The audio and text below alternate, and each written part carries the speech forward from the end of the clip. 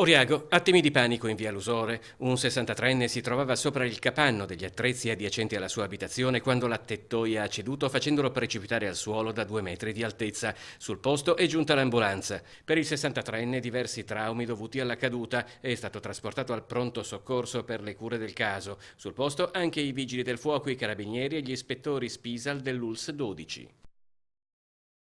Cavallino. Si aggiravano con fare sospetto a bordo di 2 biciclette. I carabinieri hanno deferito all'autorità giudiziaria un padre 38enne, già noto alle forze dell'ordine, e il figlio non ancora 18enne perché è in possesso di 3 forbici da elettricista, utilizzate per forzare le serrature delle porte.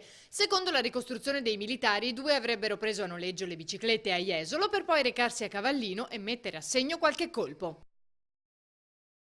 Sandona di Piave. Sabato è il grande giorno della Notte Bianca delle Meraviglie. Dalle 19:30 saranno coinvolte vie e piazze del centro tra animazione, giochi, esibizioni, teatro, esposizione di auto, grazie alla collaborazione con il Teatro dei Pazzi. Le postazioni fisse con allestimenti in tema Alice nel Paese delle Meraviglie saranno posizionate davanti al Teatro Astra, all'inizio delle vie Campanile e Battisti e davanti alla libreria Manzoni.